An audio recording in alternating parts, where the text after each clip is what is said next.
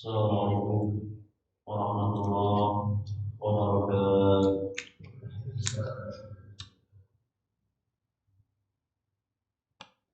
Alhamdulillah, nahmaduhu wa nasta'inuhu wa nastaghfiruh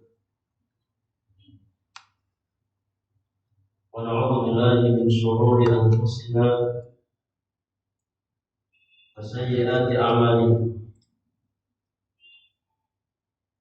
Man yahdihillahu fala mudilla lahu wa man yudlilhu fala hadiya lahu. Asyhadu an la ilaha illallah wahdahu la syarika lahu wa asyhadu anna Muhammadan 'abduhu wa rasuluhu la nabiyya ba'dahu. Ya ayyuhalladzina amanu taqullaha haqqa tuqatih wa la tamutunna illa wa antum muslimun.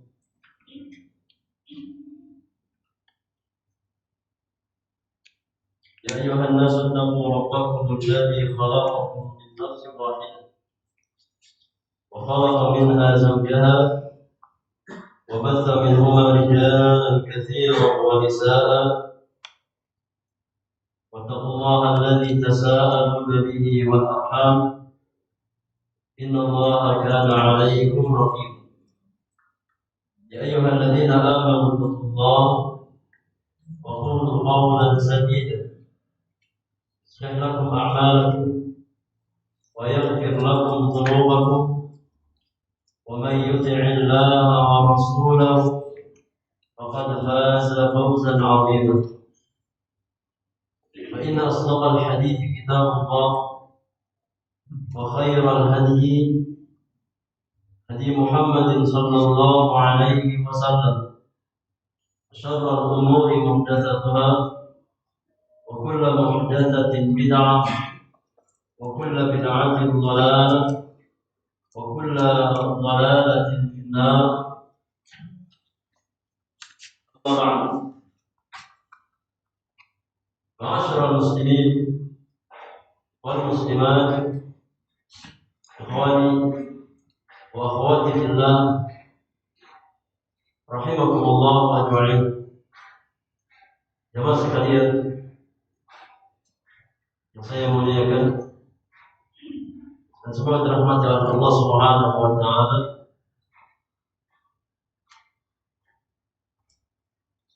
Fadilatul Syekh Profesor Dr. Sulaiman bin Salimullah Ar-Ruhaili rahmatullahi taala alaihi, beliau pernah berkata, "Ma an'ama Allahu ni'matan 'ala 'abdihi afdal ba'da ni'matil Islam min ni'mati al-'ilm." Kata beliau, tidak ada kenikmatan yang Allah anugerahkan kepada seorang hamba yang lebih utama bagi dirinya setelah nikmat hidayah, setelah nikmat Islam, melainkan nikmat diberikan taufik untuk duduk di majelis-majelis ilmu. Karena tidak ada jalan kebaikan melainkan dibangun di atas fondasi ilmu. Tidak mungkin seorang hamba mau berjalan di atas jalan-jalan yang hak, di atas jalan-jalan kebaikan, melainkan tatkala dia mengilmui tentang kebaikan tersebut. Dan itulah makna perkataan Al-Imam Muhammad bin Idris Asy-Syafi'i rahmatullahi ta'ala alaihi, tatkala beliau berkata, "Man arada dunya fa'alaihi bil ilm wa man arada al-akhirata fa'alaihi bil ilm. Kata Imam Syafi'i rahimahullah ta'ala, barang siapa yang menginginkan kebaikan dunia, maka kuncinya adalah ilmu. Dan barang siapa yang menginginkan kebaikan akhirat, maka kuncinya adalah ilmu.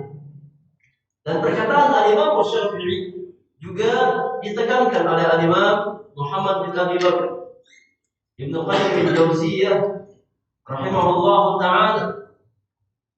Tatkala beliau berkata, kata Imam Ibnu Qayyim rahimahullah ta'ala, al-ilmu aslu kulli khairin wal jahlu aslu kulli syarrin.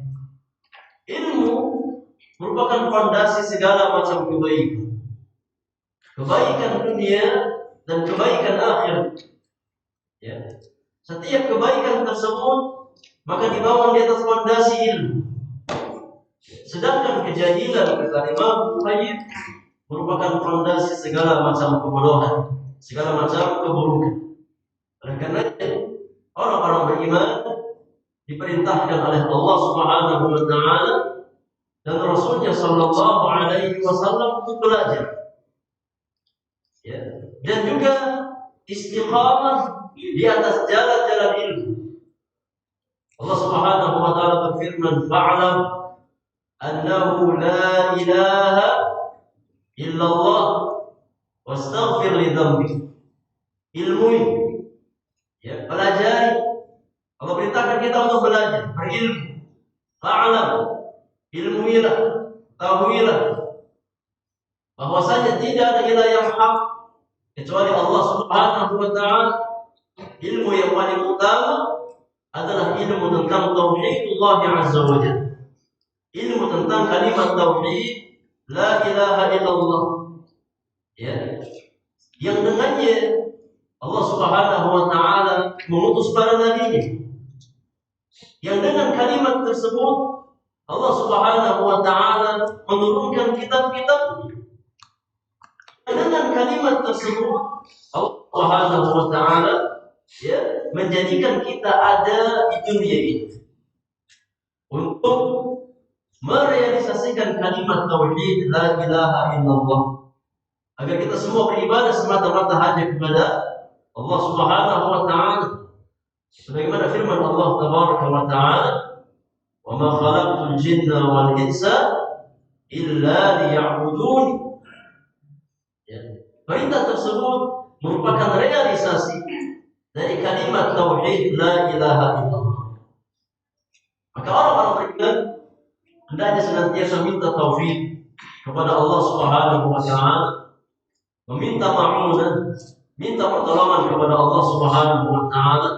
Semoga hati-hati kita diberikan kecondongan di atas jalan-jalan ilmu, dan Allah Subhanahu wa ta'ala menguatkan langkah kaki kita untuk senantiasa istiqamah berjalan di atas jalan-jalan yang mengarahkan kita ke taman-taman surga, ke majelis-majelis ilmu. Akhwani wa akhwati fillah rahimakumullah ajma'in. Ada pembahasan kita di pagi hari ini tentang wasiat salaf untuk para thalabatul ilmi, untuk para penuntut ilmu. Dan di antara kebiasaan kaum salaf, di antara kebiasaan orang-orang saleh terdahulu adalah mereka saling berwasiat satu sama lain untuk meniti jalan al-haq dan menyabarkan diri di atas kebenaran dalam rangka mengamalkan nas-nas Al-Qur'anul Karim dan sunnah Rasulullah sallallahu alaihi wasallam. Setelah mereka paham bahwasannya Allah Subhanahu wa ta'ala dan Rasulnya sallallahu alaihi wasallam memerintahkan orang-orang beriman untuk saling berwasiat satu sama lain, untuk saling tawasi bil haq, wa tawasi bis sabr. Saling berwasiat di atas kebenaran, saling berwasiat di atas kesabaran, wa tawasi bil marhamah, dan saling berwasiat dengan penuh kasih sayang dan kelembutan. Maka di antara sunnah, di antara kebiasaan yang mereka adalah saling memberikan nasihat satu sama lain di atas jalan-jalan ilmu, di atas jalan-jalan kebaikan. Yang pertama, dalam rangka mengamalkan firman Allah Tabaraka wa Ta'ala di dalam surat Al-Asr. Ya, Allah Subhanahu wa Ta'ala berfirman, "Wal 'asri innal insana lafi khusr illa alladziina aamanu wa 'amilus shalihat wa tawasaw bil haqqi wa tawasaw bis sabr." Allah Subhanahu wa Ta'ala berfirman, "Wal 'asr," demi masa. Innal insana lafi khusr, sesungguhnya semua manusia secara asal berada dalam kerugian. Kenapa kita katakan semua manusia? Kata para ulama, karena alif lam pada kata al-insan yang Allah sebutkan di ayat tersebut berfungsi untuk istighraq, yang memberikan faidah umum. Maka secara asal semua manusia itu berada dalam kerugian. Kemudian Allah Subhanahu wa Ta'ala mengecualikan sebagian manusia yang selamat dari kerugian, yang mereka memiliki beberapa sifat yang Allah sebutkan di ayat berikut. Yang pertama, Allah Subhanahu wa Ta'ala, "Illal ladzina amanu," kecuali orang-orang yang beriman, "wa 'amilus shalihat," yang kedua, orang-orang yang beramal saleh, yang menjalankan konsekuensi ilmu yang dia miliki, iman yang dia miliki, wa tawasaw bil haqq, yang saling berwasiat di atas kebenaran, wa tawasaw bis sabr, dan saling berwasiat di atas kesabaran. Ya. Maka tanasur, saling memberikan nasihat, ya, di antara kaum muslimin, saling berwasiat di atas kebenaran, di atas kesabaran. Ini di antara karakter yang wajib kita miliki, ya, agar kita selamat dari kerugian. Kalau seandainya kita nggak punya karakter tersebut, maka dikhawatirkan kita termasuk orang-orang yang merugi. Ya, maka dalam rangka mengamalkan ayat tersebut, orang-orang saleh terdahulu mereka senantiasa saling mewasiatkan satu sama lain, ya, untuk meniti jalan kebenaran serta menyabarkan diri di atas jalan al-haq. Al-Imam Asy-Syafi'i rahimahullah ta'ala berkata, ya, berkaitan dengan surat Al-Asr di atas, kata beliau, "Lau fakkara an-nasu fi hadhihi surati lakafatu." Kalau seandainya manusia mau merenungi, memikirkan, mentadaburi surat tersebut, ya, maka cukup surat itu sebagai bekal dalam kehidupan mereka.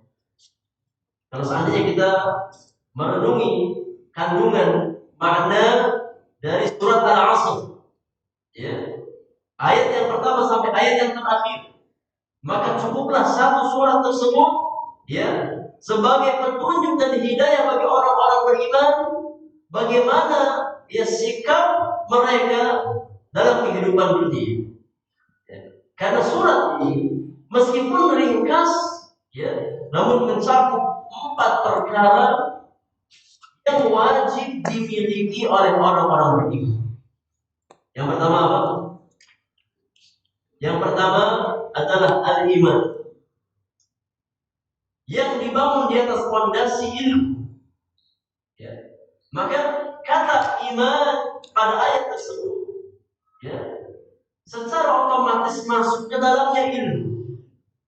Karena tidak mungkin ada iman melainkan dengan ilmu.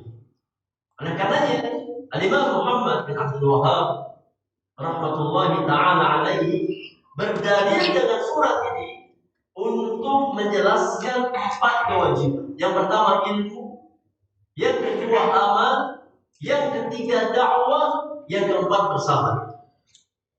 Ya. Jadi surat Al-Asr ini meskipun sangat ringkas, namun mencakup 4 perkara yang wajib dimiliki oleh setiap muslim dan muslim. Kalau tidak, maka kita tidak selamat dari itu. Kita tidak termasuk ke dalam golongan manusia yang dikecualikan oleh Allah dari khasarah, dari kerugian. Kalau kita mau selamat dari kerugian dunia dan akhirat, maka kita harus berhias diri dengan 4 perkara yang Allah sebutkan pada surat tersebut. Yang pertama apa? Yang pertama adalah al-iman, yang dibangun di atas fondasi ilmu.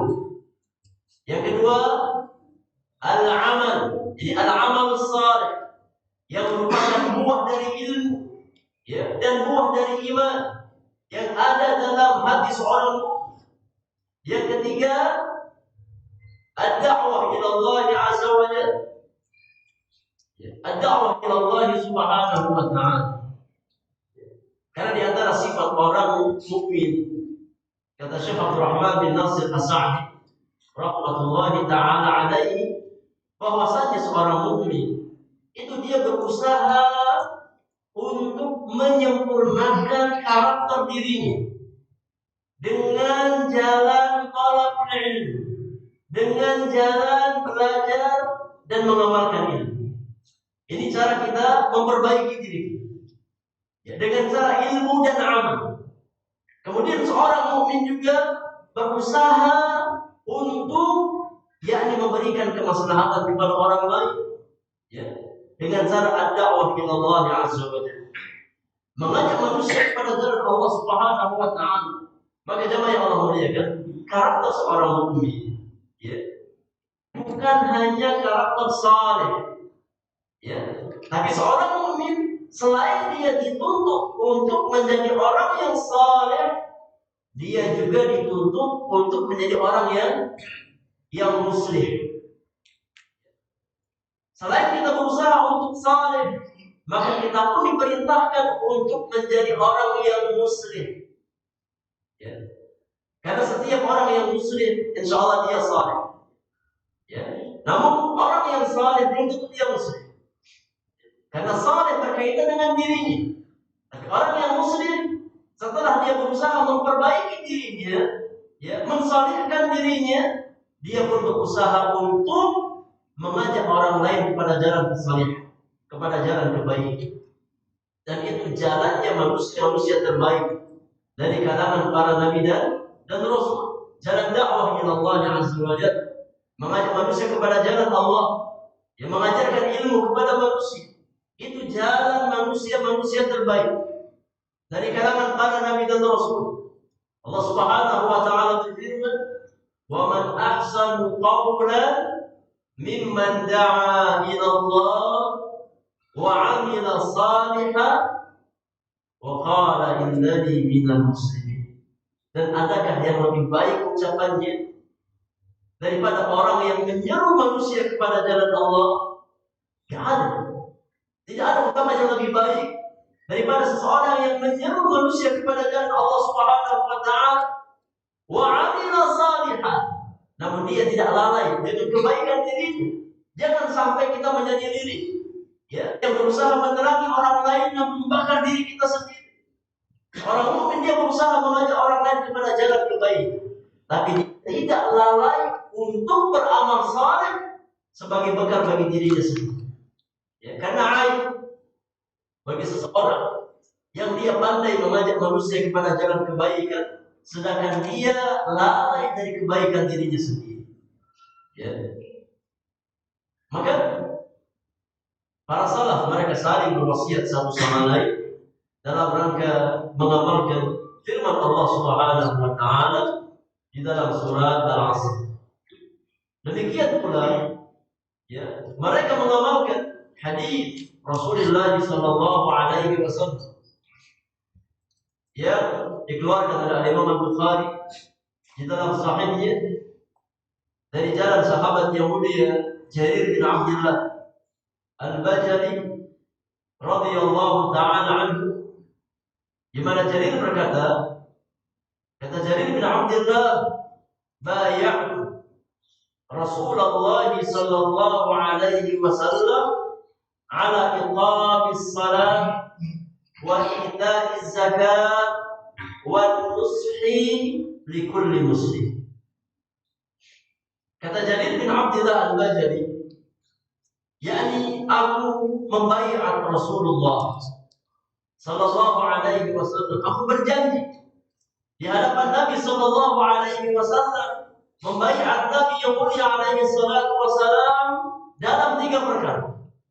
Yang pertama, aku berjanji kepada Nabi untuk menjaga salat, untuk mengerjakan salat yang Allah wajibkan kepada seorang muslim.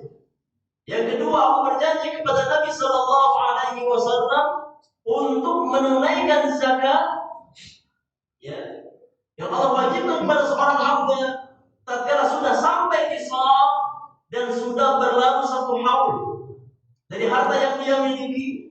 Yang ketiga, kata Jarir, wa nushi likulli muslim. Aku berjanji kepada Nabi sallallahu alaihi wasallam untuk berusaha memberikan nasihat dengan tulus kepada setiap muslim. Ya. Memberikan nasihat kepada saudara kita, kepada kaum muslimin, itu di antara baiat para sahabat di hadapan Rasulullah sallallahu alaihi wasallam. Maka para ulama, para salaf, mereka berusaha untuk mengamalkan hadis di atas. Ya. Maka mereka saling berwasiat satu sama lain, memberikan nasihat kepada kaum muslimin secara umum dan memberikan nasihat kepada para penuntut ilmu secara khusus. Al-Imam Abu Bakar Al-Ajurri rahimahullah ta'ala pernah berkata, tatkala beliau menjelaskan kedudukan ahli ilmu, kedudukan para ulama di tengah-tengah manusia. Kata Imam Al-Ajurri rahimahullah ta'ala, al-ulama'u sirajul bilad, asirajul ibad wa manarul bilad. Para ulama itu merupakan lentera, ya, di tengah umat manusia. Para ulama merupakan lentera di tengah manusia, ya, dan menara di suatu negeri. Wa qiwamul ummah, dan para ulama adalah fondasi kebaikan umat. Para ulama merupakan fondasi kebaikan umat. Wa yanabi'ul hikmah, ya, serta mata air hikmah. Itu para ulama. Bihim tahya qulubu ahlil haq. Dengan adanya para ulama, maka hati-hati ahli hak menjadi hidup. Ya, hati-hati manusia menjadi hidup. Dengan bimbingan para ulama, dengan petunjuk para ulama, wa tamutu qulubu ahli zaid. Ya. Dan hati-hati orang yang menyimpang akan mati dengan adanya para ulama. Hayatuhum ghanimah wa mautuhum musibah. Kata Imam Al-Ajurri rahimahullah ta'ala, bahwasanya hidupnya para ulama adalah ghanimah, kebaikan yang sangat besar bagi kaum muslimin. Ya. Keberadaan ahli ilmu, hidupnya para ulama merupakan ghanimah, kebaikan yang sangat besar yang Allah berikan kepada umat manusia. Sedangkan wafatnya ulama adalah musibah di tengah-tengah kaum muslimin. Ya, wafatnya ahli ilmu, kematian ahli ilmu merupakan di antara musibah yang sangat besar yang menimpa umat manusia. Yudzakkiruna al-ghafil wa yu'allimuna al-jahil. Karena para ulama mereka yang mengingatkan orang-orang yang lalai, yang mengajarkan ilmu orang-orang yang jahil, wa bi jamili mau'izatihim yarji'ul muqassirin. Ya, dengan nasihat-nasihat mereka, dengan patuah-patuah para ulama, orang-orang yang lalai kembali kepada jalan kebenaran. Ya. Orang-orang yang menyimpang kembali kepada jalan Allah Subhanahu wa taala. Ahli maksiat kembali kepada ketaatan kepada Allah Subhanahu wa taala dengan nasihat dan ucapan para ulama. Jami'ul khalqi ila ilmihim muhtaj. Semua makhluk itu sangat berhajat kepada ilmu para ulama. Sangat membutuhkan ilmu para ulama. Man ata'ahum rusyad wa man 'asahum dhalla. Barang siapa yang mengikuti bimbingan para ulama, insya Allah mereka terbimbing di atas jalan hidayah. Dan barang siapa yang berpaling dari petunjuk para ulama, maka dia akan tersesat. Ya. Jadi seseorang yang berjalan di bawah bimbingan ahli ilmu, insya Allah dia berjalan di atas petunjuk. Dan orang yang berpaling dari hidayah atau petunjuk para ulama, maka dia akan tersesat dalam kehidupan dunia. Mathaluhum fil ardi kamathalin nujumi fis sama. Kata Imam Al-Ajuri rahimahullah ta'ala, perumpamaan para ulama di atas muka bumi itu persis seperti bintang yang ada di langit. Ya. Perumpamaan ulama, permisalan ulama di atas muka bumi, ya, itu seperti bintang-bintang yang ada di langit. Yuhtada biha fi dhulumatil barri wal bahr. Yang mana di antara fungsi bintang itu apa? Sebagai petunjuk. Ya, sebagai petunjuk Allah. Tatkala seseorang di kegelapan malam, ya, tidak ada petunjuk, ya, atau di tengah samudera yang sangat luas tidak ada petunjuk, maka yang dijadikan petunjuk apa? Bintang-bintang di langit. Itulah para ulama di atas muka bumi. Ya. Permisalan mereka seperti bintang-bintang di langit. Idzan qamasat an-nujum tahayyaru. Tatkala bintang-bintang di langit itu tidak ada, maka manusia bingung. Kemana mereka berjalan? Inilah para ulama. Ya. Nabi Shallallahu Alaihi Wasallam menggambarkan sebagai pewaris. Oleh karenanya kata Imam Abu Bakar Al-Ajuri rahimahullah taala, tatkala seseorang berjalan di bawah bimbingan ahli ilmu, insya Allah dia selamat. Insya Allah dia terbimbing di atas jalan hidayah. Sedangkan orang yang berpaling dari petunjuk ahli ilmu, maka dia pasti tersesat karena tidak memiliki petunjuk Allah. Di antara wasiat salaf, ya, kepada para penuntut ilmu, wasiat yang paling penting dan sangat kita butuhkan, ya, adalah wasiat untuk mengikhlaskan niat dalam menuntut ilmu. Ya. Wasiat untuk ikhlasun niat fi thalabil ilm. Karena di dalam agama kita menuntut ilmu itu bagian dari apa, jemaah? Bagian dari apa? Bagian dari ibadah. Ya, taqarrub kepada Allah Subhanahu wa taala. Di dalam Islam, ya, mempelajari syariat Allah Subhanahu wa taala itu bernilai ibadah. Ya, bernilai amal saleh. Dan amal saleh tidak akan bernilai pahala di hadapan Allah Subhanahu wa taala kecuali tatkala amal tersebut dibangun di atas fondasi niat yang ikhlas karena Allah Subhanahu wa taala. Ya. Maka tidak ada amal kebaikan tanpa keikhlasan. Oleh karenanya para ulama mewasiatkan para penuntut ilmu untuk senantiasa mengoreksi niat-niat ini. Sebelum kita datang ke majelis ini, dipastikan kita datang lillahi ta'ala karena Allah Subhanahu wa ta'ala. Al-Imam Ibnu Jama'ah Al-Kinani di dalam buku beliau Tadhkiratus Sami' wal Mutakallim, beliau menjelaskan ya, tentang hakikat keikhlasan dalam menuntut ilmu. Kata Imam Ibnu Jama'ah rahimahullah ta'ala, huwa husnul niyyati fi talabil ilm. Hakikat keikhlasan ya adalah husnul niyyah, niat yang baik dalam menuntut ilmu. Ikhlas yakni niat yang baik dalam menuntut ilmu. Kemudian beliau memperinci bagaimana niat yang baik tersebut. Ya. Kapan seseorang dikatakan memiliki niat yang baik dalam belajar, dalam menuntut ilmu? Kata beliau, bi an yaqsida bihi wajh Allah Ta'ala.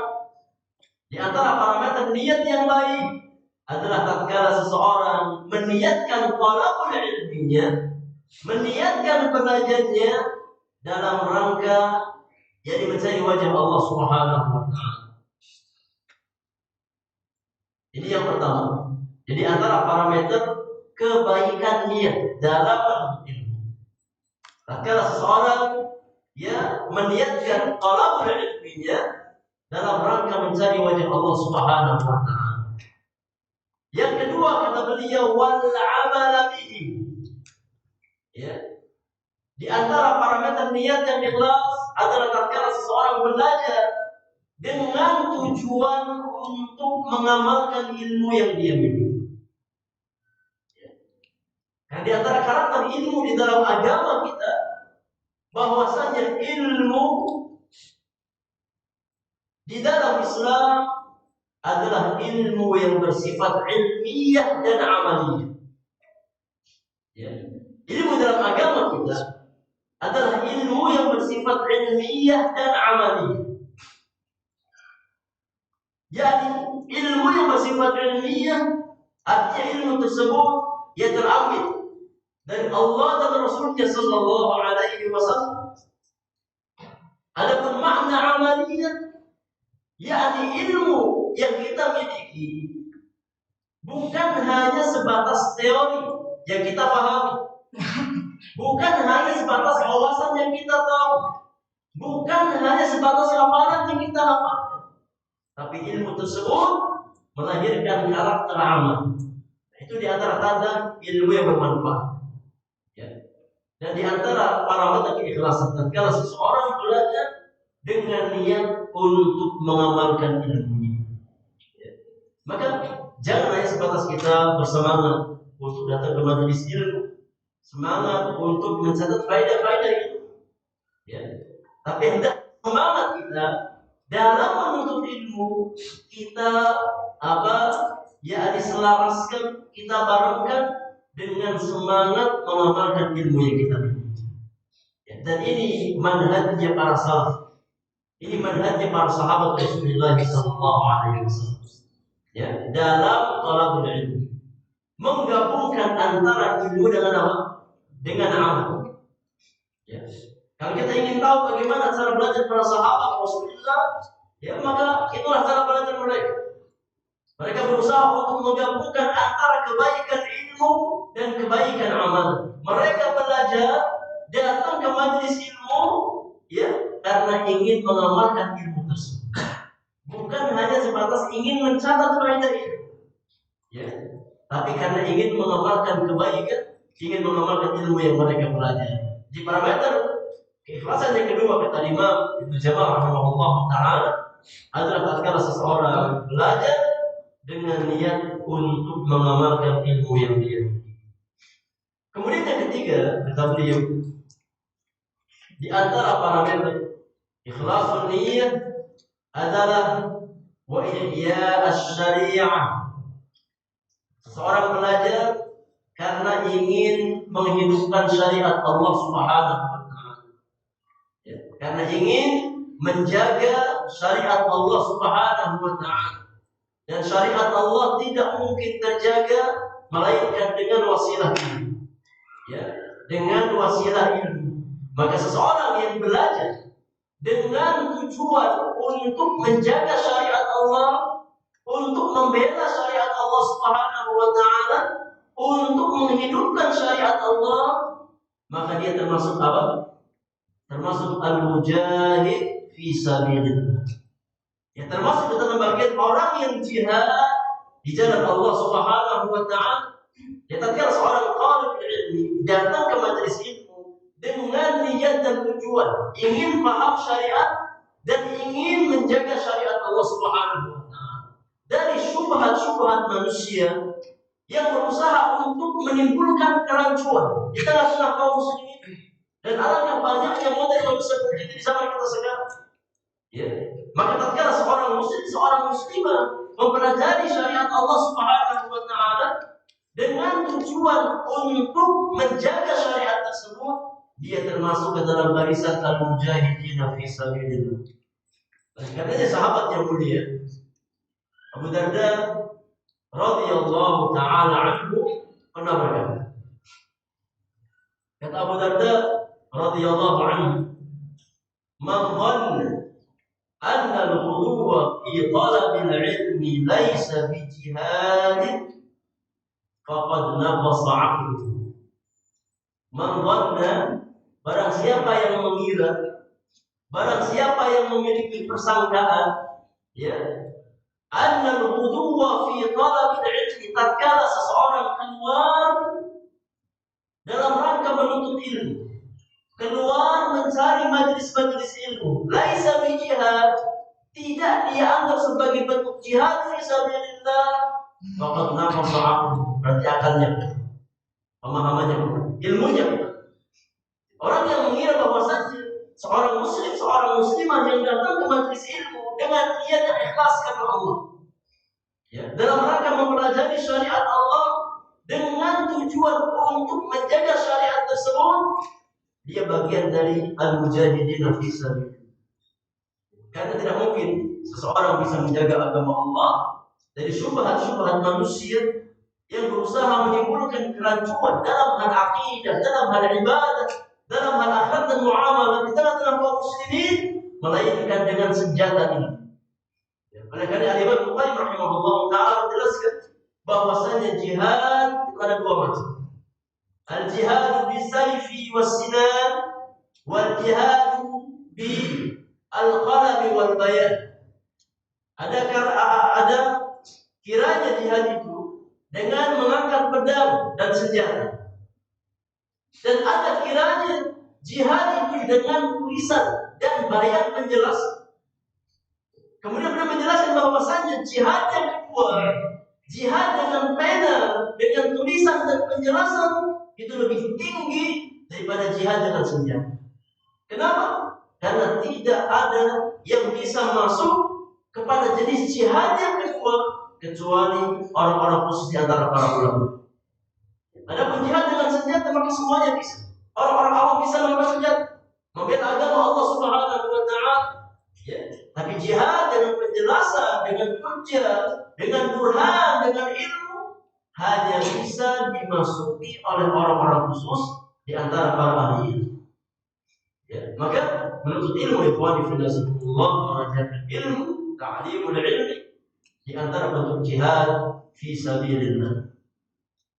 Kemudian kata Imam Ibnu Jama'ah rahimahullah ta'ala, di antara parameter ikhlasan dalam talabul ilmi, kata beliau, wa tanwir qalbihi wa tajliyat batinihi.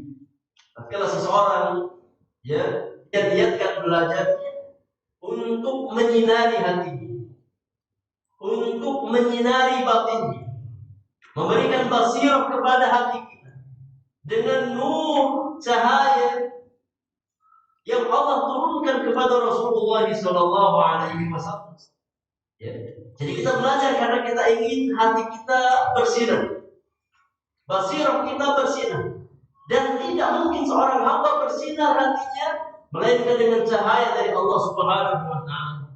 Oleh karena Imam Talib bin Habib, Imam Talib bin Habib rahimahullah taala, tatkala beliau menjelaskan tentang makna taqwa, kata Talib bin Habib rahimahullah taala, kata Talib bin Habib, at-taqwa an ta'mala bi ta'atillah ala nurin min Allah tarju thawab Allah.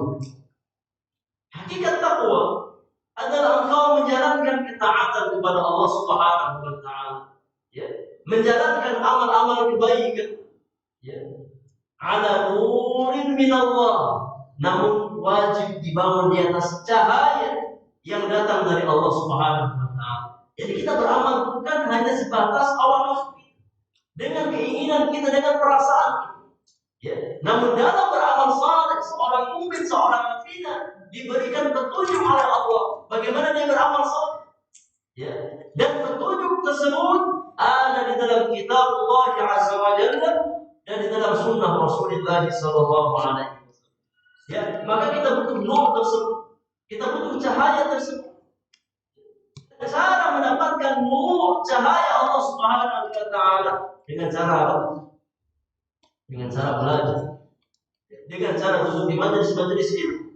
Karena tidak mungkin seseorang mendapatkan hidayah, mendapatkan cahaya, mendapatkan ilmu kecuali dengan cara thalabul ilmi, menuntut ilmu. Maka seseorang belajar dengan niatan ingin, ya, memberikan cahaya kepada hatinya dengan, ya, petunjuk Allah Subhanahu wa taala, sehingga dengan cahaya tersebut kita tahu mana yang hak dan mana yang batil. Dengan cahaya tersebut kita tahu mana yang bermanfaat dan mana yang bermudarat. Dengan cahaya tersebut kita tahu mana jalan ke surga dan mana jalan ke neraka. Ya. Maka posisi wahyu bagi manusia itu seperti cahaya bagi mata-mata. Yani, tatkala kita ingin mengumpamakan antara wahyu dengan akal-akal kita, ya, maka posisinya persis seperti cahaya dengan basar, dengan mata. Maka Ahlussunnah, ya, memiliki kaidah bahwasanya la ta'arud, tidak akan terjadi kontradiksi antara akal yang selamat dengan dalil yang sahih. Tidak akan terjadi pertentangan, kontradiksi antara al-aql as-salim wan naql as-sahih. Tidak mungkin ada kontradiksi antara akal yang selamat, jadi maksudnya selamat apa? Selamat dari kotoran syahwat atau syubhat. Jadi akal yang berjalan di atas fitrahnya, yang selamat dari kotoran syahwat atau syubhat, akan senantiasa berjalan bersama wahyu Allah Subhanahu wa taala. Tidak mungkin ada kontradiksi selama lamanya. Apa sebabnya, jemaah? Apa alasannya? Kita para ulama, li'anna alladhi khalaqa al-'aqla huwa alladhi anzala an-naql. Karena zat yang menciptakan akal-akal manusia, dialah zat yang menurunkan dalil nama Al-Quran dan sunnah Rasulullah sallallahu alaihi wasallam. Ya. Maka tatkala terjadi pertentangan antara akal dengan naql, dengan dalil, imma akalnya yang sakit karena syahwat atau syubhat, imma dalilnya yang tidak sahih dari Allah dan Rasulnya sallallahu alaihi wasallam. Ya. Dan kewajiban orang-orang beriman itu memposisikan dirinya sebagai makmum di belakang dalil, ya, mengikuti petunjuk Al-Quran dan Sunnah Rasulullah sallallahu alaihi wasallam. Kewajiban kita memposisikan akal-akal kita, ya, di belakang dalil yang turun dari Allah dan Rasulnya sallallahu alaihi wasallam, yang datang dari Allah dan Rasulnya sallallahu alaihi wasallam. Jangan dibalik. Ya, jangan kita yang menjadikan dalil ikut akal kita. Ini kembali. Ya. Kita menjadikan akal kita tunduk di bawah, yakni Al-Quran dan Sunnah Rasulullah sallallahu alaihi wasallam. Maka insya Allah kita akan selamat dunia dan akhirat. Rasulullah sallallahu alaihi wasallam bersabda, "Taraktu fikum amrayn lan tadillu ba'di ma in tamassaktum bihima kitab Allah wa wa sunnati. Kata Nabi yang mulia, aku tinggalkan di tengah kalian dua pusaka, dua warisan. Yang kalau seandainya kalian yang pertama berpegang teguh dengan dua pusaka tersebut, kalian tidak akan tersesat selama-lamanya sepeninggal. Apa dua pusaka tersebut? Al-Quranul Karim dan Sunnah Rasulullah Sallallahu Alaihi Wasallam. Ya. Kemudian kata Imam Ibnu Jama'ah rahimahullah ta'ala, di antara parameter niat dan ikhlas dalam menuntut ilmu, wal qurba minallahi ta'ala yaumal qiyamah. Seorang belajar ya karena ingin ya mendapatkan tempat yang dekat, ya ingin ya memiliki keutamaan dan kemuliaan yang tinggi di hadapan Allah Subhanahu wa taala di hari kiamat. Ya. Kita belajar, kita ingin takarrub kepada Allah Subhanahu wa taala. Kita ingin mendekat kepada Allah Subhanahu wa taala. Kita ingin mendapatkan posisi yang mulia bukan di hadapan manusia, tapi di hadapan Rabbul Alamin, di hadapan Allah Subhanahu wa taala.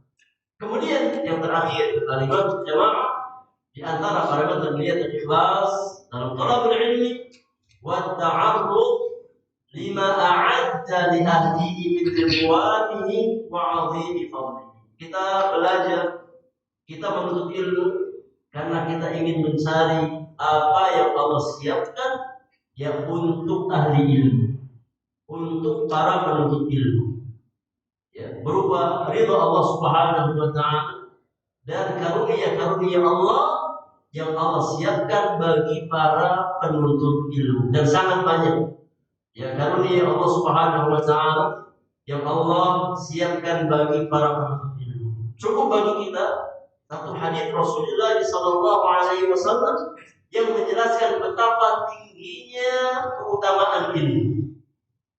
Rasulullah sallallahu alaihi wasallam bersabda dalam hadis yang sering kita dengar dan insya Allah kita hafal semuanya.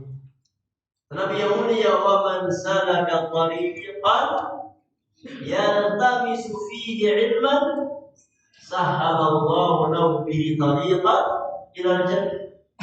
Jadi jalan ilmu adalah jalan dimudahkan langkah kaki seorang hamba kemana? Ke surga Allah Subhanahu wa taala. Maka cukup satu hadis ini sebagai motivasi bagi orang-orang beriman ya untuk senantiasa meluruskan niat dalam menuntut ilmu dan istiqamah datang ke majlis-majlis ilmu. Ya. Bukankah kita mencari surga Allah Subhanahu wa taala? Bukankah kita mendapatkan surga Allah Subhanahu wa taala? Maka Nabi yang mulia mengajarkan, mengabarkan bahwasanya jalan ke surga didapat dengan cara menuntut ilmu. Nah, Allah Ta'ala a'lam bishawab. Wasiat atau nasihat dari Imam Ibnu Jama'ah Al-Kinani di dalam kitabnya Tadhkiratus Sami' wal Mutakallim fi Adabil 'Alim wal Muta'allim. Kemudian jamaah yang Allah muliakan,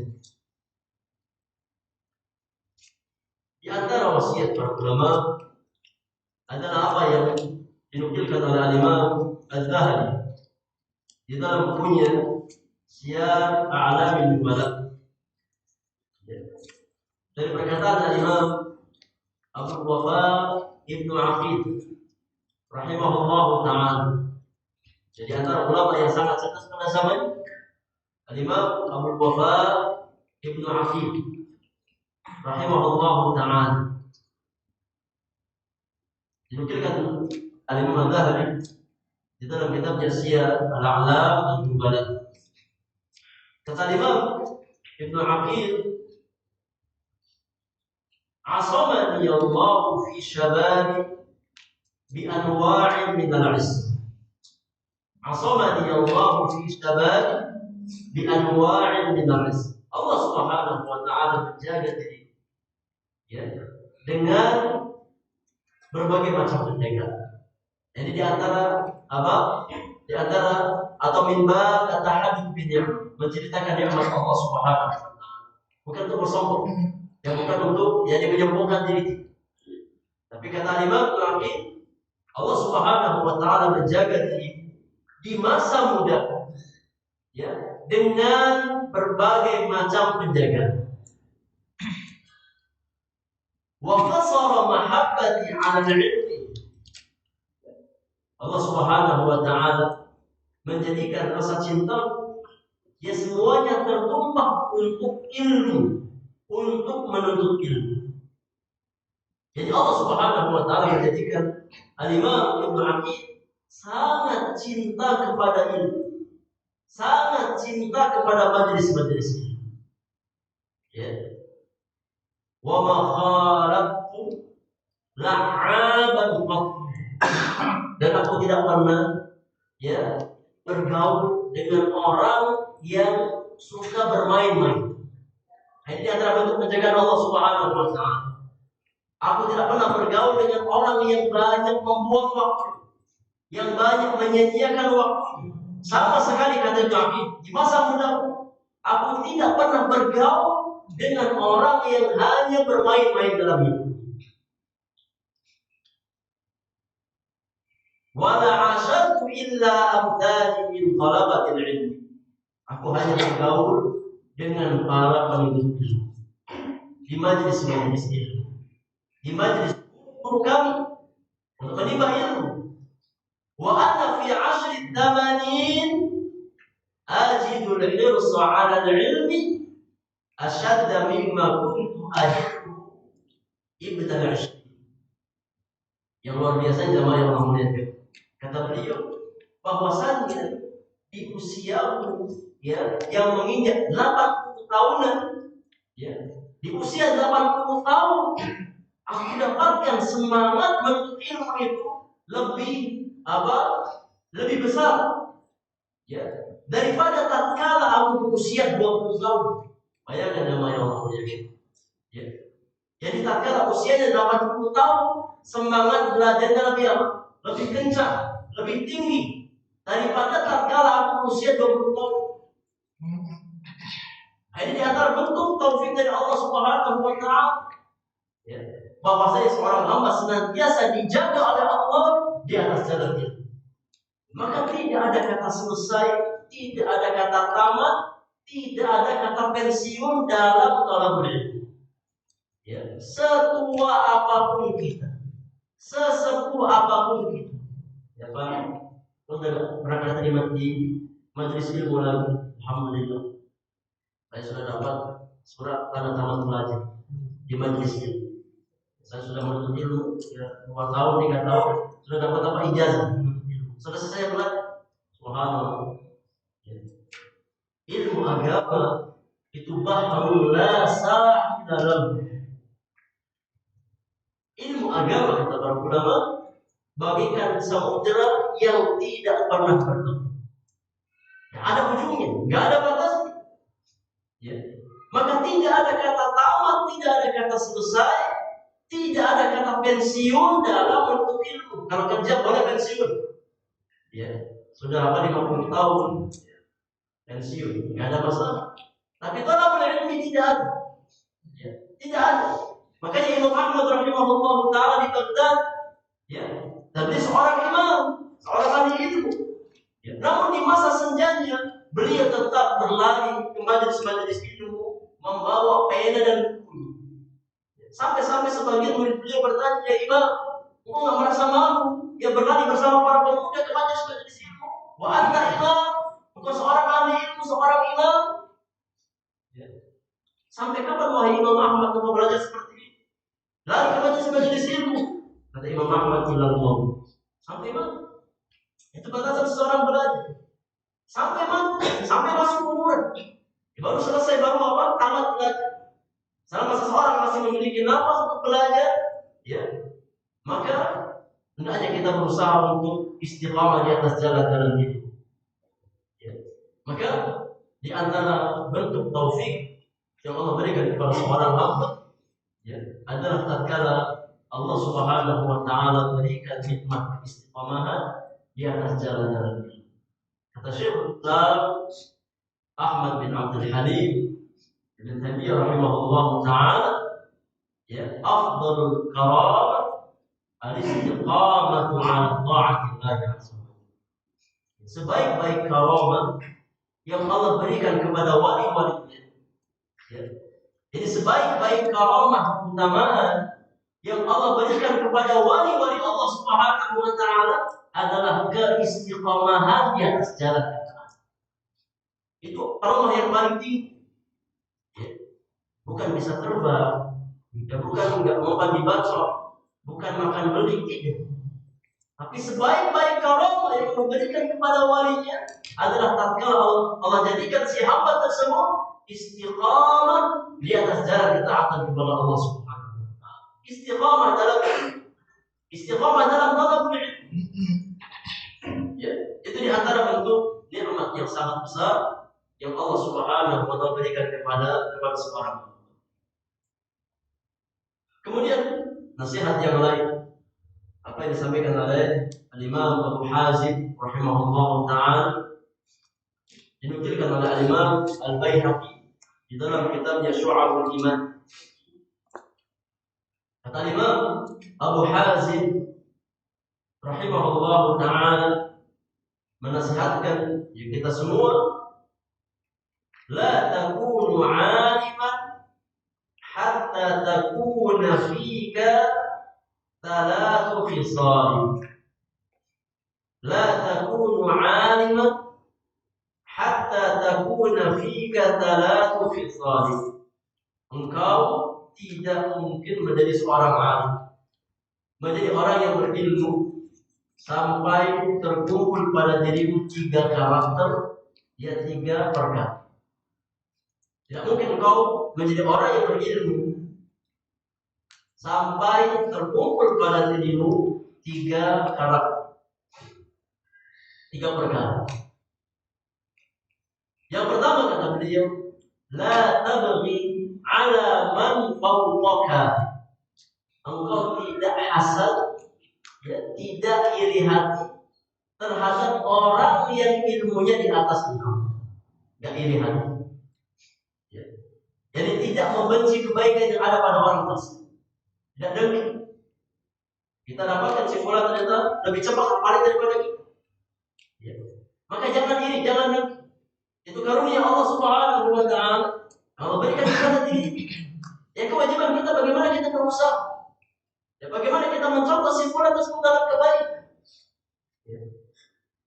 Jadi seseorang tidak mungkin jadi orang yang berilmu sampai dia tidak merasa hasad, ya, terhadap orang yang ilmunya di atas dirinya.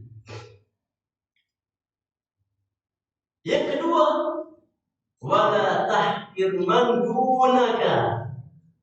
Engkau tidak akan menjadi orang yang berilmu ya sampai engkau tidak mengecilkan, meremehkan orang yang ilmunya di bawah, ya, ilmu yang kau miliki. Tidak meremehkan orang yang ya di bawah. Orang yang baru ngaji, ya kita lihat dengan sinis. Dia bawa unsur. Ya, masih level junior. Lihat saya udah senior. Udah lama ngaji. Udah lama jadi panitia kajian. Ini di antara bentuk al-kibar. Di antara penyakit kesombongan. Ya, yang bisa menjerumuskan seorang hamba kepada keburukan. Ya, seseorang tidak akan menjadi orang yang berilmu sampai dia bersikap rendah hati, ya, tidak meremehkan manusia, tidak merendahkan orang yang ilmunya di bawahnya. Dan coba yang Allah muliakan, ya, harus kita pahami ulama bahwasanya potensi ilmu itu sama halnya seperti potensi hati. Ya. Potensi yang ditimbulkan oleh ilmu itu bisa jadi sama dengan potensi yang timbul akibat harta. Paham maksudnya? Ya, sebagaimana harta itu membuka peluang kesombongan bagi orang yang memilikinya. Ya, maka ilmu juga sama. Ilmu bisa menjadi yakni sumber keburukan bagi seseorang tatkala dia merasa tinggi dengan ilmunya. Tatkala dia meremehkan orang lain dengan ilmu yang dia miliki, dia merasa sudah belajar, sudah tahu, akhirnya meremehkan orang lain, merendahkan orang lain, mengecilkan orang lain. Ya, maka orang yang dengan ilmunya menyombongkan diri di hadapan manusia, Dia sejatinya orang yang jahil, bukan orang yang alim yang berilmu. Karena karakter ilmu itu kata para ulama seperti karakter air. Kalau kita ingin tahu karakter ilmu itu seperti karakter air. Ya. Di mana ilmu akan mencari tempat-tempat yang paling rendah. Dia berjalan dari tempat ketinggian sampai tempat yang paling rendah. Ya. Makanya kata para ulama, al-ilmu harbun lil fata al-muta'ali kasaydi harbun lil makanil 'ali. Ilmu itu dia merupakan musuh bagi seorang pemuda yang sombong, yang congkak dengan ilmu. Ilmu tidak akan bertengger dalam hati seseorang yang menyombongkan dia. Sebagaimana air, dia akan berjalan dari tempat yang tinggi kepada tempat yang paling rendah. Maka karakter ilmu adalah karakter ketawaduan. Karakter ilmu adalah karakter kerendahan hati, bukan kesombongan. Maka hendaknya kita mengoreksi diri kita. Tatkala kita belajar, ya, kemudian ilmu yang kita miliki semakin membuat kita sombong, ya, berarti ada yang masalah dengan hati, ada masalah dengan niat. Ya, berarti kita belajar bukan karena Allah Subhanahu wa Ta'ala. Kita belajar karena ingin diangkat di tengah manusia.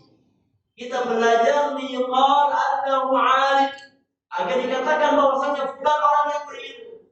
Ya. Maka kalau seandainya kita belajar karena faktor tersebut, na'udzubillahi min dzalik, berarti termasuk ke dalam 3 golongan manusia yang menjadi bahan bakar api neraka pertama kali di hari kiamat. Ya. Di antara seseorang yang belajar, ya, karena ingin mencari pujian manusia, ingin mencari sanjungan manusia, na'udzubillahi min dzalik. Maka penting bagi kita untuk memperbaiki niat-niat kita dalam belajar. Jika kita belajar billahi ta'ala hanya karena Allah Subhanahu wa Ta'ala, ya, bukan karena faktor-faktor yang lain. Yang ketiga, dari Imam Hazim, ya, di antara karakter yang wajib dimiliki oleh seorang hamba agar menjadi orang yang berilmu, kata beliau, wala ta'khudh 'ala 'ilmika dunya.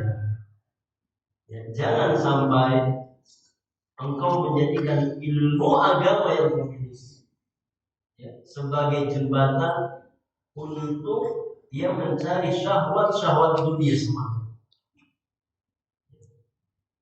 Kalau seandainya seseorang dia berilmu, namun ilmu yang dia miliki dia jadikan sebagai wasilah untuk memuaskan syahwat duniawinya, ya, maka hakikatnya adalah orang yang jahil dan bukan seorang alim.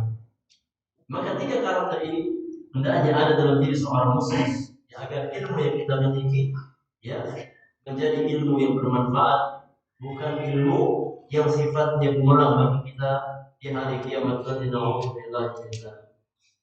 Kemudian jemaah yang Allah muliakan, di antara wasiat para salaf, ya, dalam masalah ilmu adalah wasiat sahabat yang mulia Ali bin Abi Thalib radhiyallahu ta'ala anhu, sebagaimana disebutkan di dalam kitab Majmu'atul Rasail Al-Hafidh Ibn Rajab.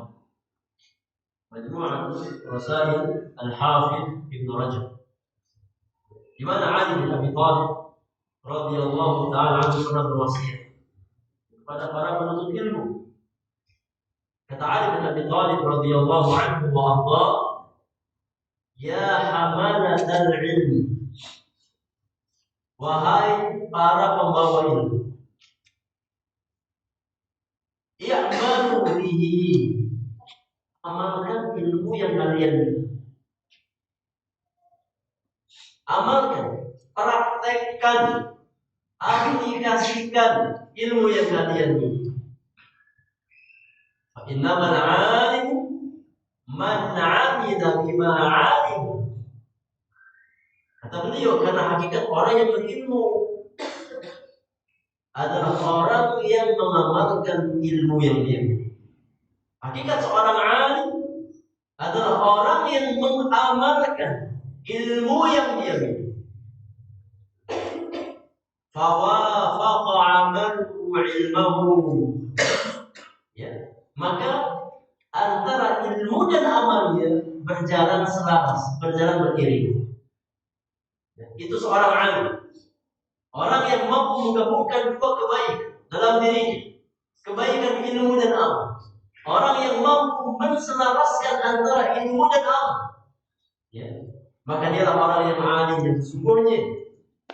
Kemudian kata beliau, sayakunu aqwam yahmiluna al-ilma la yujawizu taraqiyahum. Sesungguhnya akan datang nanti suatu kaum, akan datang kaum yang mereka membawa ilmu, ya, namun ilmu tersebut la yujawizu taraqiyahum, tidak sampai ke rombongan. Paham maknanya jemaah? Paham maksudnya? Yakni maknanya akan datang suatu kaum yang mana ilmu yang mereka miliki hanya sebatas ilmu apa? Ilmu lisan. Gak sampai sini, hanya di sini. Artinya gak masuk ke dalam hati. Ya. Akan datang nanti ya suatu kaum yang mana mereka pandai menguasai ilmu, namun ilmu mereka hanya bersifat teori di lisan, hanya bersifat retorika, ya, di hadapan manusia. Namun ilmu tersebut tidak masuk ke dalam hati-hati mereka, tidak membuahkan khasyah kepada Allah Subhanahu wa taala. Dan hal ini sudah diisyaratkan oleh Rasulullah sallallahu alaihi wasallam, yaqra'una al-Qur'an la yujawizu taraqiyahum. Mereka baca Al-Qur'an, ya, namun tidak sampai melewati kerongkongan mereka, hanya di lisan. Maka Imam Al-Hasan Al-Basri rahimahullah ta'ala berkata, ilmu ilman, ilmu itu ada dua macam, ya. Ilmu lisan wa ilmu qalbi. Ada ilmu lisan, ada ilmu hati.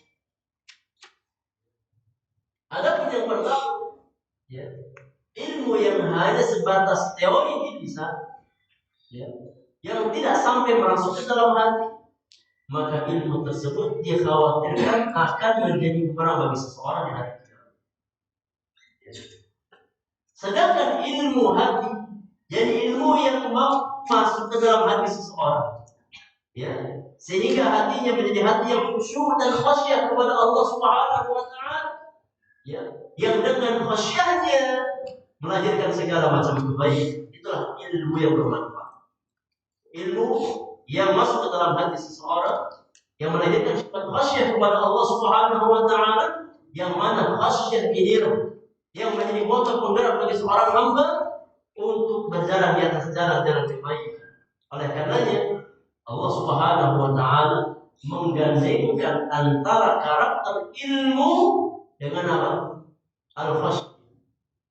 Karakter ilmu dengan khasyah. Yang ilmu yang bermanfaat adalah ilmu yang menghadirkan rasa takut kepada Allah Subhanahu wa taala. Allah Subhanahu wa taala berfirman, "Innama yakhsyallaha min ibadihi al-ulama." Ya, orang-orang yang khasyah kepada Allah, yang takut kepada Allah di antara hamba-hambanya adalah orang-orang yang berilmu. Itulah orang yang ilmunya bermanfaat, yang melahirkan rasa takut kepada Allah Subhanahu wa taala, melahirkan khasyah kepada Allah Subhanahu wa taala. Ya, oleh karenanya Imam Ahmad rahimahullah taala pernah berkata, kata beliau, innamal ilmu khasyatullah azza wa jalla. Hakikat ilmu adalah apa yang membuahkan rasa takut kepada Allah Subhanahu wa taala. Ya. Jadi bukan hanya sebatas teori di lisan-lisan. Kata Ali bin Abi Thalib, akan datang suatu kaum yang mereka membawa ilmu, namun ilmu mereka tidak melebihi kerongkongan mereka. Yukhalifu ilmuhum amalahum, ilmu mereka yakni bertentangan dengan amal-amal mereka, tidak sejalan dengan amal-amal mereka. wa tukhalifu sariratuhum alaniyatahum. Batin-batin mereka tidak selaras dengan zahir mereka. Jadi apa yang mereka tampakkan dengan lahiriah mereka tidak sejalan dengan batinnya, dengan hati. Na'udzubillahi min dzalik. Yajlisuna hilaqan fayubahi ba'dhum ba'dha. Ya. Jadi mereka duduk di halaqah-halaqah ilmu. Ya. Mereka menimba ilmu, mereka menyampaikan ilmu. Ya. Namun dengan tujuan untuk membanggakan diri satu sama lain. Ya. Jadi buat halaqah hanya untuk apa? Membangga-banggakan diri. Ya. Merasa lebih dari orang lain. Hatta inna ar-rajula la yaghdhabu 'ala jalisihi idza jalasa ila ghairihi wa yad'u. Ya, sampai kata Ali bin Abi Thalib, ada seseorang ya yang tatkala ada murid yang duduk bersamanya, ya, kemudian pindah majelis ke majelis yang lain, dia marah ya, sama muridnya tersebut, ya, dia marah kepada muridnya tersebut, ya, tatkala dia dapatkan sebagian muridnya berpindah kepada majelis yang lain, dia merasa sempit hati. Ya. Ali bin Abi Thalib, ulaika la tas'ad a'maluhum fi majalisihim ila Allah 'azza wa jalla. Maka orang-orang semacam itu, ya, majelis-majelis seperti itu yang hanya berbangga diri, ya, yang hanya mengajak manusia kepada dirinya sendiri, maka amal mereka tidak akan naik kepada Allah Subhanahu wa taala. Tidak akan sampai kepada Allah Subhanahu wa taala. Ya. Karena amal yang sampai kepada Allah hanyalah amal yang dibangun di atas keikhlasan karena Allah Subhanahu wa taala. Dan kita khawatir ya, kalau seandainya kita termasuk ke dalam golongan manusia yang diisyaratkan oleh alim kita. Karena kita buat majelis hanya sebatas untuk ya mencari saing, berbangga-bangga diri. Ya, kemudian tatkala sebagian jamaah kita pindah ke majelis yang lain, kita merasa sempit hati. Ya, maka berarti kita tahu bahwasanya keikhlasan kita bermasalah. Ya, berarti kita cari kuantitas, ya, bukan kualitas amal yang kita dapatkan. Ya, maka hendaknya nasihat semacam ini ya kita camkan bersama, baik sebagai seorang ustaz, seorang pemateri, baik ya sebagai panitia kajian ataupun jamaah yang hadir. Ya, semuanya harus selaras, harus sinkron, meluruskan niat kita pada kepada Allah Subhanahu wa taala. Ya karena ikhlasan itu wajib bagi semua pihak. Ya, bukan cuma bagi penuntut ilmu, panitia juga wajib ikhlas. Karena Allah Subhanahu wa taala sebagaimana seorang ustaz ya lebih diwajibkan lagi, lebih dituntut lagi untuk berjalan di atas ikhlasan karena Allah Subhanahu wa taala. Wallahu taala ala bis-shawab. Nah,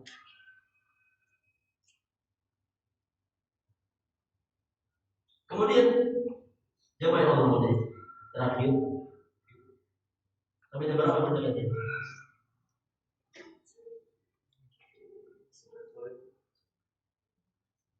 Biasa. 11 sampai jam 11. Kalau ini juga boleh. Boleh buat antum, buat yang lain. Ini kayaknya malu sendiri. Jadi kita cukup satu nasihat lagi. Saya tidak soal jawab. Ada hal yang dipahami. Sebentar materi kita sampaikan insyaallah.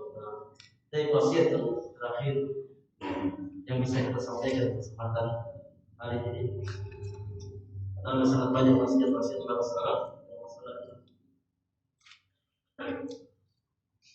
adalah nasihat yang disampaikan oleh Imam Hasan Al-Basri rahimahullah ta'ala yang dibawakan atau dinukilkan oleh Imam Ad-Darimi di dalam sunannya. Imam Hasan Al-Basri rahimahullah ta'ala menjelaskan kondisi penuntut ilmu di masa-masa sebelumnya dari kalangan kaum salaf. Ya. Bagaimana kondisi penuntut ilmu pada zaman tersebut? Kata Imam Al-Hasan Al-Basri, kana ar-rajul idza talaba al-ilma lam yalbath an yura dhalika fi basarihi wa takhashshu'ihi wa lisanihi wa yadihi wa salatihi wa zuhdihi. Dahulu, ya, para penuntut ilmu di masa terdahulu, ya, dari kalangan kaum salaf sebelum beliau, ya, tatkala seseorang menuntut ilmu, ya, datang ke majelis-majelis ilmu, maka tidak butuh waktu yang lama, ya, langsung terlihat akar dari ilmu tersebut. Jadi nggak tunggu waktu yang lama, langsung ada perubahan. Buah dari ilmu yang mereka pelajari, akar ilmu yang dia pelajari tersebut tampak pada basornya, pada matanya.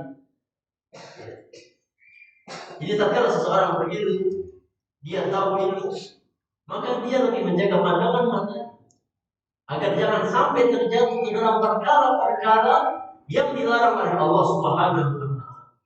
Maka seorang yang berilmu dia tahu bagaimana menggunakan pandangan mata. Allah Subhanahu wa Ta'ala berfirman, "Ya'lamu kha'inatal a'yun wa ma tukhfi as-sudur." Allah Subhanahu wa Ta'ala Maha mengetahui mana mata-mata yang khianat dan apa yang tersembunyi di dalam hati-hati manusia. Sahabat yang mulia Abdullah bin Abbas radhiyallahu ta'ala anhu tatkala menafsirkan ayat di atas, kata beliau, di antara bentuk khianat mata, yang khianat mata, di antara bentuk mata yang khianat, ini seseorang berjalan dengan kawannya, dengan temannya, ya, dengan temannya, dia berjalan, ya, kemudian seolah-olah di hadapan temannya matanya nunduk, ghadul basar, ya.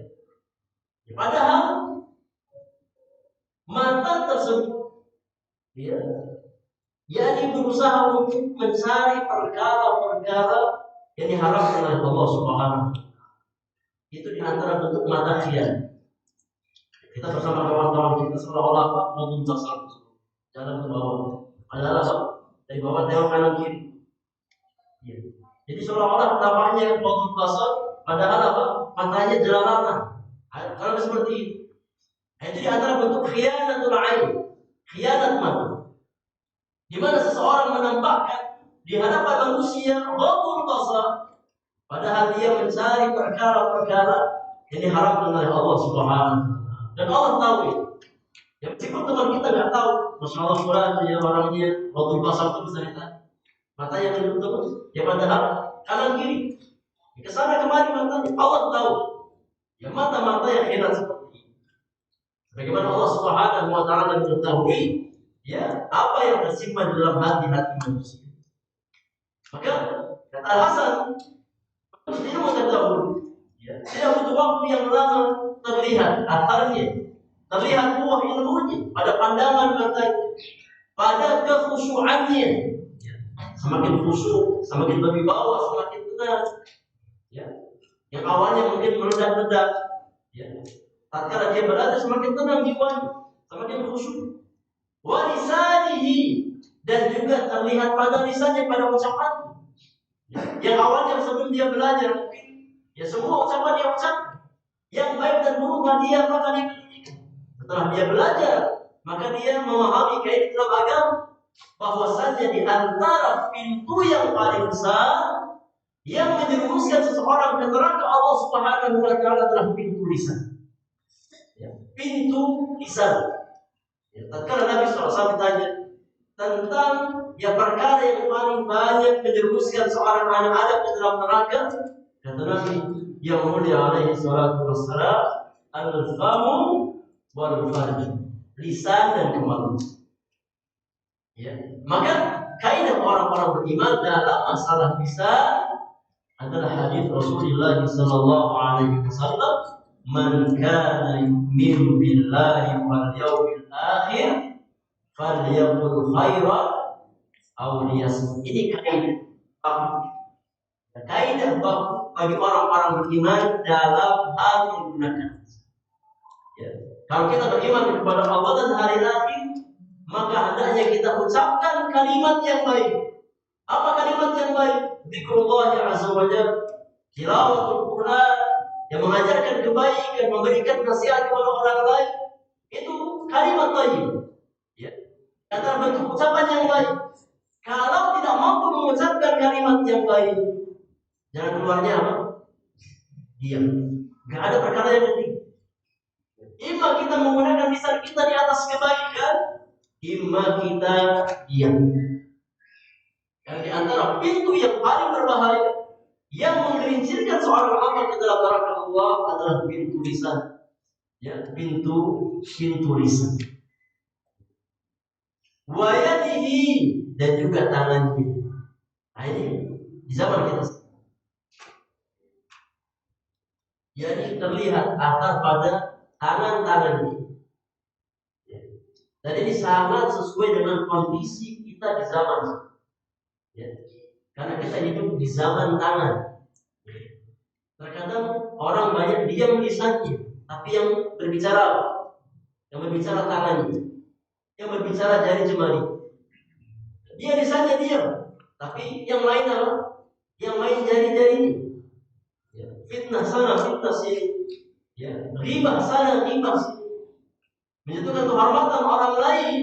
Ya. Meskipun lisannya diam. Maka di antara makna menjaga lisan, kata para ulama di hari-hari ini, adalah menjaga lisan. Menjaga jari jemari. Ya. Agar jangan sampai nikmat jari jemari yang Allah berikan kepada kita menjadi nikmat, menjadi musibah, menjadi sumber keburukan dan petaka bagi seorang hamba. Ya. Maka di antara makna hifdzul lisan adalah hifdzul lisan. Ya.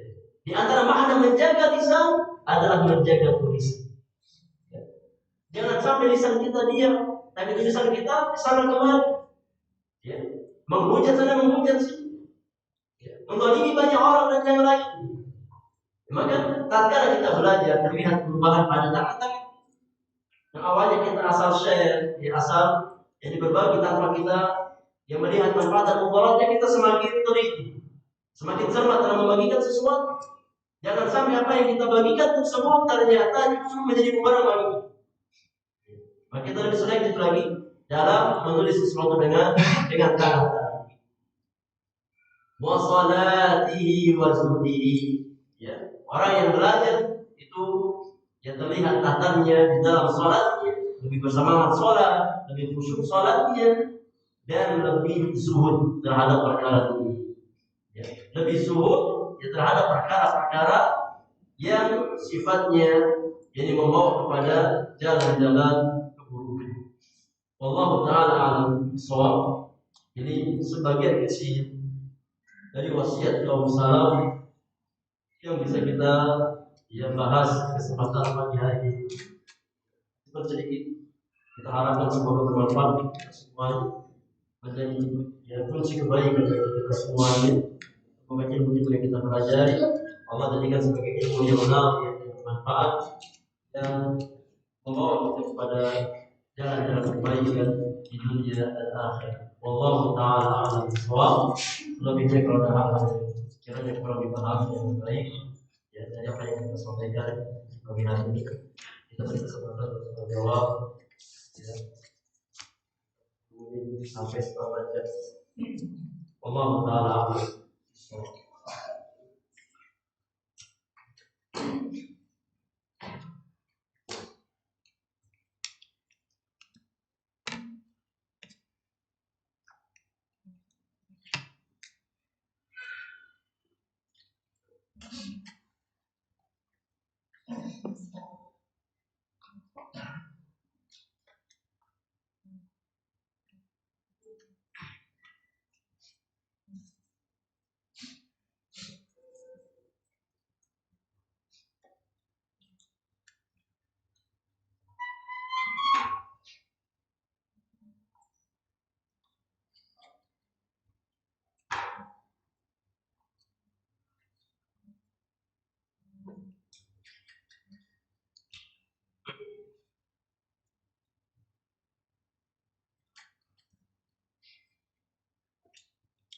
Pertanyaan sudah masuk. Bismillah, Ustaz, apa yang paling jitu bila kemalasan sedang menerpa para penuntut ilmu untuk duduk di majlis? Yang kedua, setidaknya berapa kali dalam sepekan kita harus duduk di majlis? Tapi yang pertama, ya tatkala seseorang bilang bersyukur, malas untuk datang ke majelis ilmu, maka kita memperbanyak taubat dan istighfar kepada Allah Subhanahu wa taala. Ya, karena seringkali rasa malas tersebut terkadang buah dari dosa dan maksiat. Ya. Karena antara maksiat dan dosa, ya, dengan yakni beratnya seorang hamba di atas, ya, itu sangat erat kaitan. Jadi rasa malas, rasa berat dalam kebaikan dengan dosa dan maksiat itu sangat erat kaitan. Orang laki-laki kepada Al-Hasan Al-Basri rahimahullah ta'ala, ya, beliau bertanya tentang kondisi diri. Jadi berkata kepada Al-Hasan, ya Imam, ya kenapa saya ini sulit untuk tahajud di malam? Padahal sudah ada keinginan untuk bangun malam, ya, sudah ada keinginan untuk sholat tahajud. Namun terkadang datang di malam hari, bablas terus, nggak bisa bangun malam, berat untuk bangun malam. Maka Al-Hasan Al-Basri berkata kepada pemuda tersebut, ya fulan, anta rajul qad qayyadatka dhunub. Wahai fulan, kalau seandainya engkau merasa berat dari amal kebaikan, engkau merasa berat dari pintu-pintu kebaikan, maka berarti itu pertanda bahwasanya engkau telah dipenuhi oleh dosa-dosa. Kalau kita merasa malas dari amal kebaikan, maka sangat besar kemungkinan bahwasanya ya kita terbelenggu dengan dosa dan maksiat. Maka hendaknya kita melepas belenggu tersebut dengan taubat dan istighfar kepada Allah Subhanahu wa taala. Ya. Yang sebaik-baik cara untuk lepas dari ikatan dosa dan maksiat adalah kembali kepada Allah Subhanahu wa taala. Allah Subhanahu wa taala berfirman, "Wa tubu ila Allahi jami'an ayyuhal mu'minuna la'allakum tuflihun." Dan bertobatlah kalian semua orang-orang beriman, kembali kepada Allah, bertaubat kepada Allah, perbaiki muamalah kita kepada Allah, tinggalkan dosa-dosa kita, ya, bertaubat kepada Allah Subhanahu wa taala agar kamu mendapatkan, ya ayyuhalladzina amanu tubu ila Allahi taubatan nasuha. Hai orang-orang beriman, bertaubatlah kepada Allah dengan taubat yang tulus, dengan taubat yang nasuh. Ya, taubat yang yakni datang dari hati yang menyesal atas dosa tersebut, ya, yang bertekad untuk tidak kembali mengulangi maksiat dan dosa tersebut. Ya. Di antara cara yang lain, ya, hendaknya kita mencari teman-teman yang baik. Karena kita datang ke kultur kita, maka cari teman-teman yang saleh, teman-teman yang bersemangat dalam mengajak kita kepada jalan kebaikan. Jangan sampai sudah kita malas, carinya teman-teman yang malas sudah ketemu. Ya.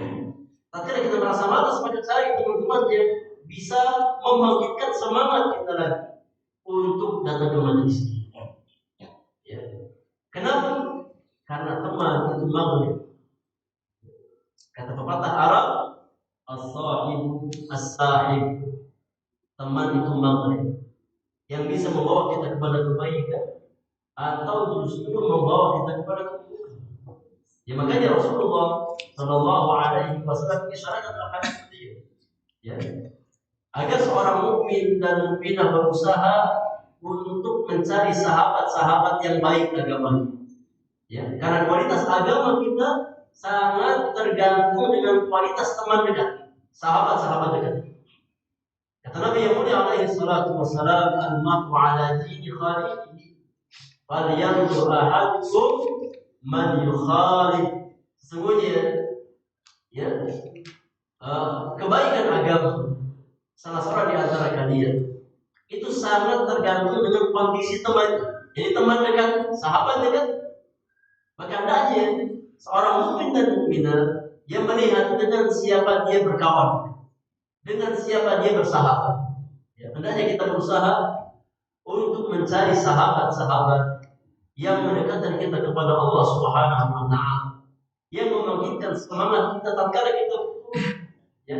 Dan itulah sahabat yang langgeng, sahabat yang sejati, ya, sahabat dunia dan akhirat. Ya, sahabat yang dibangun di atas cinta karena Allah Subhanahu wa taala, bertemu karena Allah, berpisah karena Allah, ya, sahabat langgeng, sahabat sejati. Yang manfaatnya bukan hanya didapat di dunia, tapi juga bisa kita rasakan di akhirat. Tatkala kita kembali kepada Allah Subhanahu wa taala. Tapi yang boleh mengisyaratkan ya bahwasanya di hari kiamat nanti ada seorang teman yang menyelamatkan temannya dari neraka. Karena dia tahu itu teman. Maka tatkala kita nggak punya teman-teman yang soleh, siapa yang menyelamatkan kita? Tatkala kita nggak punya amal kebaikan, ya, maka di antara kesempatan untuk selamat dari siksa neraka adalah syafaat dari teman-teman soleh. Makanya para ulama perbanyak teman-teman yang soleh di dunia karena mereka memiliki syafaat di hari kiamat. Ya, cari bergaul dengan teman-teman yang baik. Ya, dan hanya kita selektif dalam mencari teman-teman dekat kita. Wallahu a'lam. Sebenarnya berapa kali dalam sepekan kita hampir menasih, maka ya tidak ada ketentuan baku dalam masalah ini. Ya, fattaqullaha mastata'tum. Bertakwa kepada Allah semampu yang kita bisa usahakan secara maksimal. Ya, kalau kita bisa mampu ya satu pekan ya 7 kali, alhamdulillah sehari sekali kita mungkin. Kalau kita memang tidak ada kewajiban ya, untuk memberikan nafkah kepada keluarga, kita sudah punya turunan hartanya cukup. Ya, istri 4 tidak ada masalah, semua cukup. Kalau buat apa lagi? Sibukkan dengan ilmu. Tapi kalau kita masih punya tanggungan kewajiban terhadap keluarga, maka dibagi. Ada waktunya kita untuk mencari nafkah dan kewajiban untuk seorang kepala rumah tangga, ya. Dan ada waktunya kita belajar untuk membekali diri kita dan keluarga kita ya, dengan ilmu. Ya. Jadi tidak ada ketentuan waktu. Sehari 3 kali minum obat. Semampu kita, ya, yang bisa kita usahakan. Kalau setiap hari, masya Allah, itu baik. Semakin maksimal belajar, maka semakin maksimal kebaikan yang kita dapat. Intinya kita ada usaha, ada ikhtiar yang maksimal untuk ya berjalan di atas jalan-jalan ini. Wallahu a'lam. Pertanyaan berikutnya. Assalamualaikum warahmatullahi wabarakatuh. Waalaikumsalam warahmatullahi wabarakatuh. Saya mau nanya, maaf di luar dari tema. Ketika selesai wudhu lalu tertusuk jarum kentut berdarah, apakah wudhunya batal atau masih sah wudhunya? Jazakallahu khairan. Jawabannya masih sah wudhunya. Nah, masih sah wudhunya karena insya Allah darah kita itu suci, tidak najis. Ya, tidak najis. Maka kalau seseorang tertusuk jarum kentut kemudian sampai mengeluarkan darah dan dia di atas toharoh, maka tetap di atas toharoh, tidak batal wudhunya. Sebagaimana ketika kita digigit nyamuk, kemudian kita apa namanya dalam bahasa Indonesia nyamuk? Tepak mana? Bahasa Indonesia apa bahasa Jawa itu? Dua-duanya. Kita tepak nyamuk tersebut kemudian mengeluarkan darah.